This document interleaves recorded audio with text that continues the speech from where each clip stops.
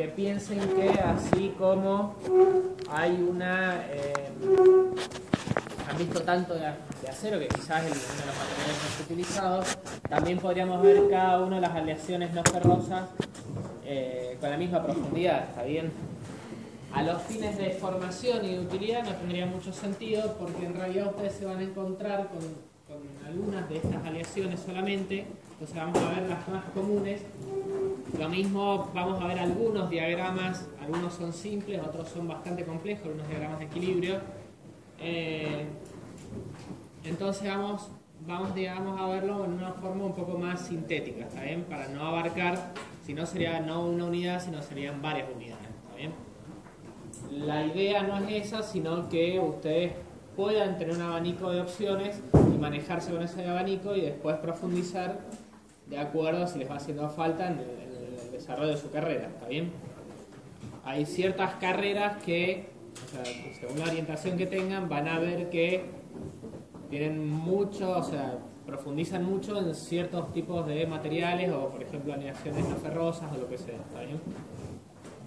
Entonces eso también va a depender un poco de la industria que les toque trabajar. Si trabajaran en algo relacionado con motores, y bueno, se van a encontrar mucho con lo que serían todas las aleaciones resistentes a altas temperaturas.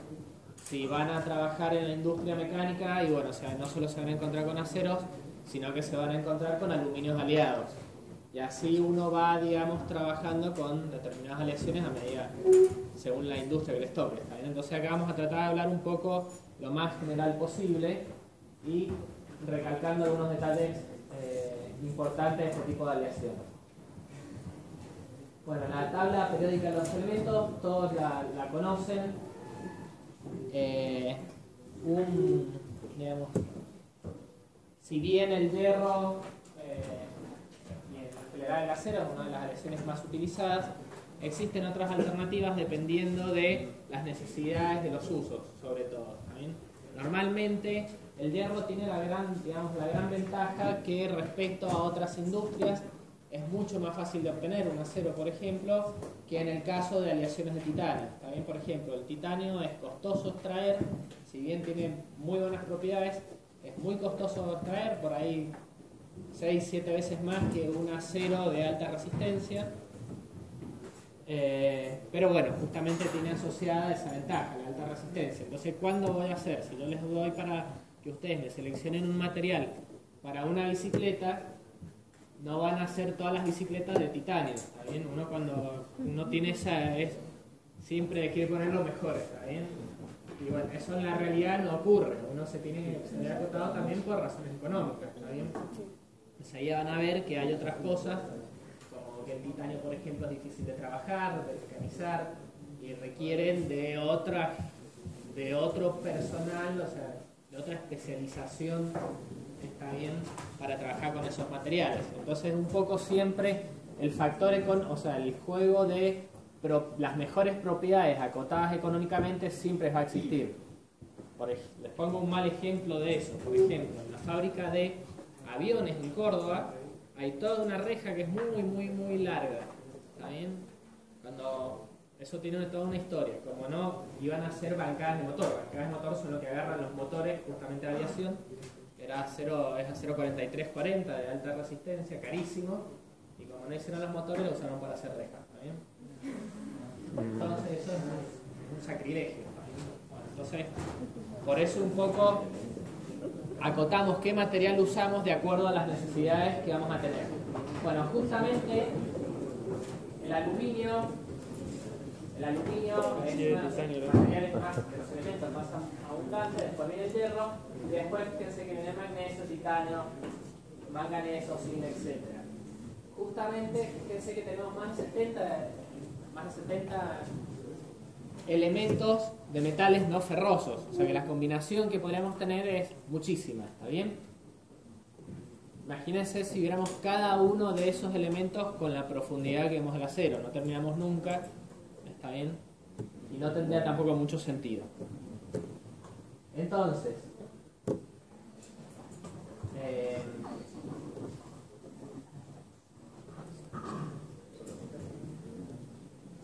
bueno, por ejemplo, lo que les decía, el aluminio es uno de los elementos de mayor liviano. Y bueno, y en realidad no se utiliza tanto como el hierro porque justamente tiene, a ver, en general el aluminio, si no le hago aleación, tiene una muy baja resistencia, y si por ejemplo lo que sí es mucho más liviano, 3 veces más liviano que un acero, vamos a ver cómo puedo hacer que se acerque mi resistencia. Tiene algunas otras ventajas, como por ejemplo una alta resistencia a la corrosión, pero una ventaja que tiene justamente las aleaciones de hierro, particularmente el acero, es que con buenas resistencias mecánicas, etcétera, es fácil de mecanizar, ¿sí? Y dentro de todo es una industria en la cual es difícil de obtener el procesado para transformarlo en acero. ¿Está bien? Algunas desventajas que tiene: alta densidad del hierro, ¿no? Baja conductividad eléctrica, está claro que no lo voy a usar para, por ejemplo, para hacer un tendido eléctrico. Es, por ejemplo, muy susceptible a la corrosión, entonces en general voy a tratar de evitar su uso, por ejemplo, en la industria náutica. Vamos a ver algunas alternativas. Alta densidad, y bueno, si yo voy a construir un edificio, no tendría un problema con el peso, ¿está bien? Pero si voy a construir un avión, sí voy a tener un problema con el peso, ¿está bien? Entonces voy a jugar un poco con las propiedades y enseguida vamos a definir lo que se llaman las propiedades relativas, que es un poco relacionarlo con respecto a su densidad, ¿está bien?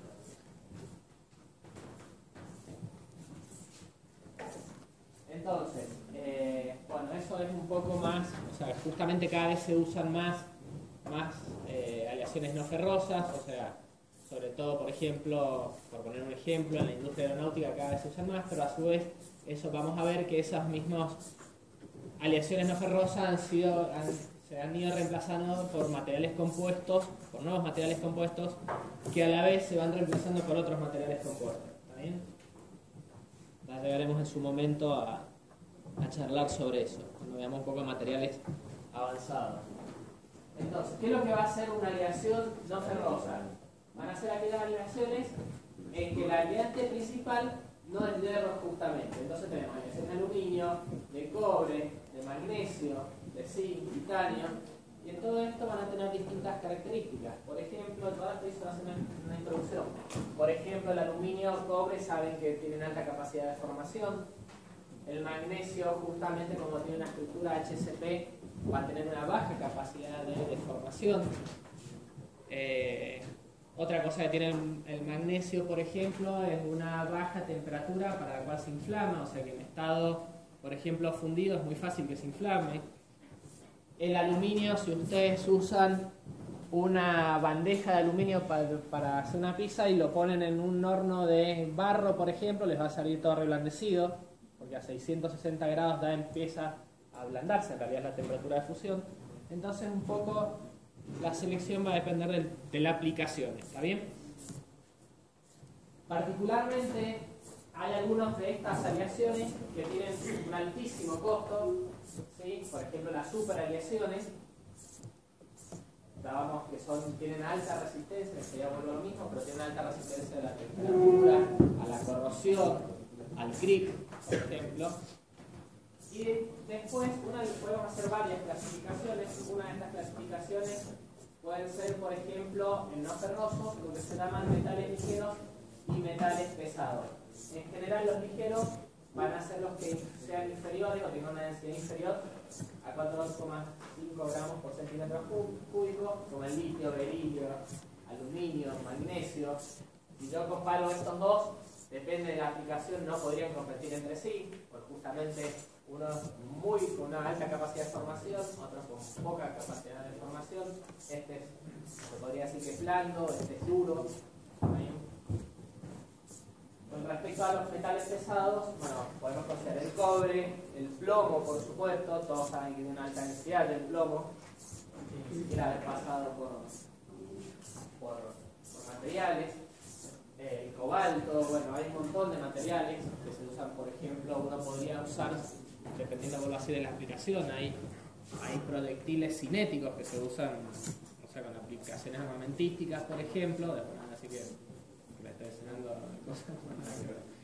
por ejemplo, que tiene una alta densidad, entonces que se usan justamente para detener tanques, y lo que hacen es solo por, o sea, no tienen explosivos, no tienen nada, ¿está bien? Lo único que hacen es por la misma cinética de la alta densidad que tienen, chocan y rompen lo que se encuentra en el camino, ¿está bien?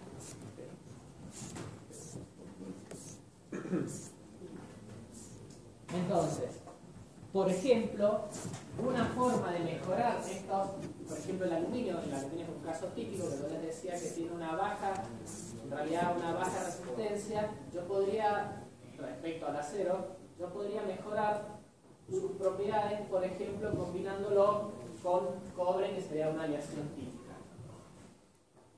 Entonces, otra clasificación, ya vimos que podrían ser aleaciones ligeras o pesadas, ¿está bien? Otra clasificación es de fundición, aleaciones de fundición o aleaciones forjadas, ¿sí?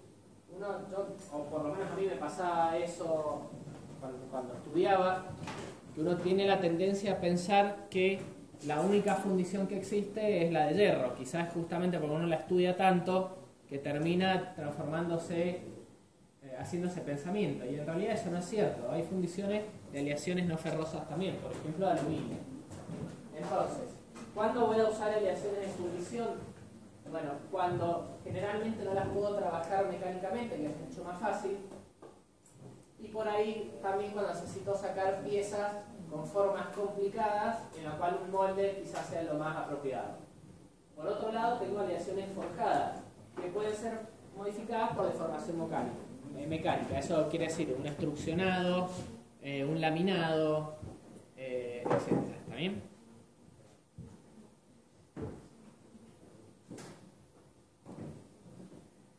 Además, vamos a hablar de otra clasificación, que serían aleaciones moldeadas y aleaciones hechuradas, que son bastante común escuchar esa clasificación. Y básicamente las moldeadas se van a conformar solo por moldeo, o sea que ven que está relacionada con la clasificación anterior, o las hechuradas por deformaciones plásticas. Estas deformaciones plásticas pueden ser en frío o en caliente, ¿está bien?